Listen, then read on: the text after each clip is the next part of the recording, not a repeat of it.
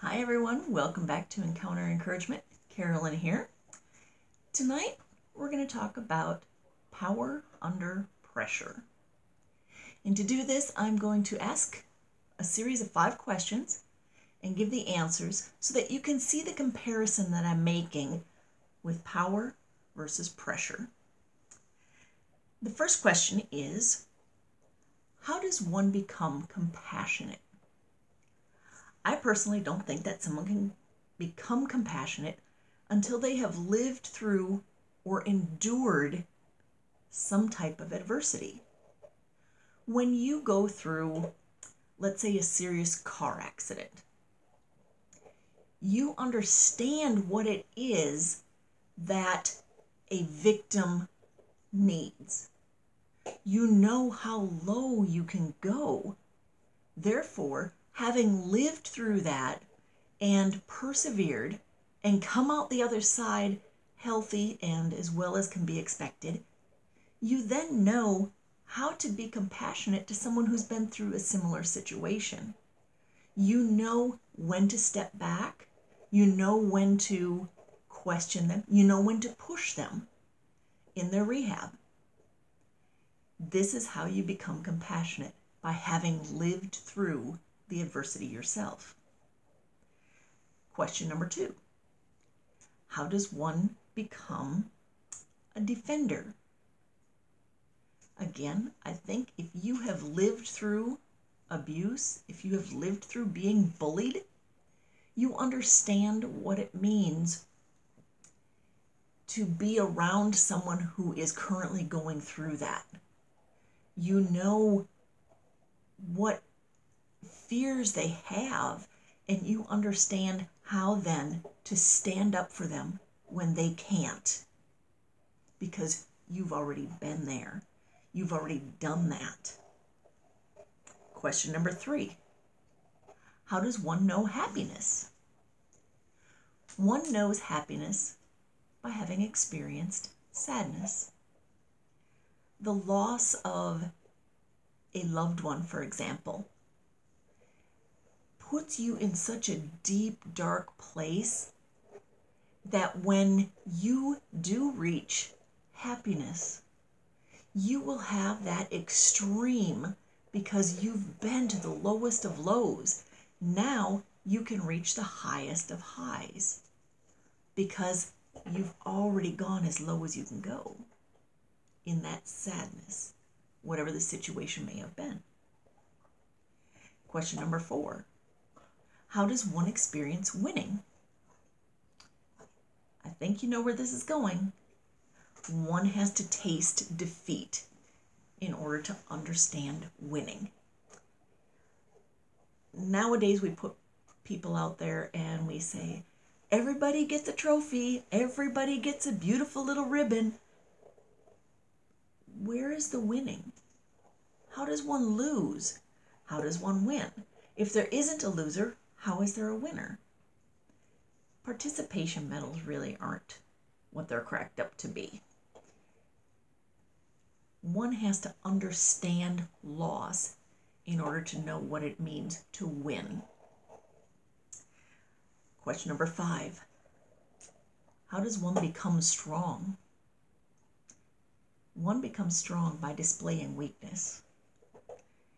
Have you ever seen a scrawny little somebody or a weak little somebody go into a gym and force themselves to go under the weight of that dumbbell and to have to lift that bar up,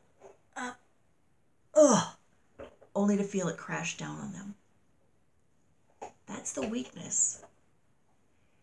But by pushing and stressing those muscles and forcing them under the weight of that bar, they become stronger. They become stronger. You don't know how high you can reach those muscles until they have been stressed, until you have put them under the weight. I think about it another way. Back in high school choir, our instructor JL, he always said, when we were supposed to sing a portion of music really quietly and really softly, he would always say, your soft is only as soft as your loud is loud. Or he would say, your loud is only as loud as your soft is soft. If we couldn't sing and enunciate clearly in a soft, soft voice, how could we do it in a loud, loud voice? You have to have the full spectrum, is basically what I'm getting at. There's an end on each end of the spectrum, and when you start at one end, you can fully experience the difference on the other end. You can't start in the middle and fully expect to understand how strong this end is, just like you can't start here and experience how strong this end is. But if you start here, you fully grasp what is way over here, and you can get the full range of that strength, of that compassion, of the defender attitude, of the happiness, of the winning, the soft, the loud. You can fully expand from one end to the other. James talks about this in James chapter 1, verses 2 through 4. Consider it all joy, my brethren, when you encounter various trials, knowing that the testing of your faith produces endurance. And let endurance have its perfect result, so that you may be perfect and complete, lacking in nothing. And I look at this way.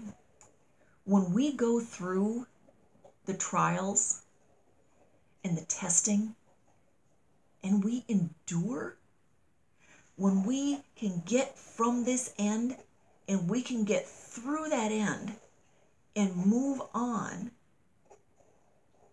we lack nothing. You can't be perfect and complete if you are lacking something. But by going through that trial and going to the other end of the spectrum, you can be perfect and complete because you've been from end to end of that spectrum. And that's how we come about with power under pressure. Any high must have its low. Any power must have had its pressure. So, I'm going to leave you with that tonight. Feel free to let me know in the comments below about any situations that you've had where you have come from the bottom and come all the way to the top on the other side, and how you have been able to help somebody else perhaps go through the same or a similar situation because of the knowledge that you now possess because of the trials that you've been through.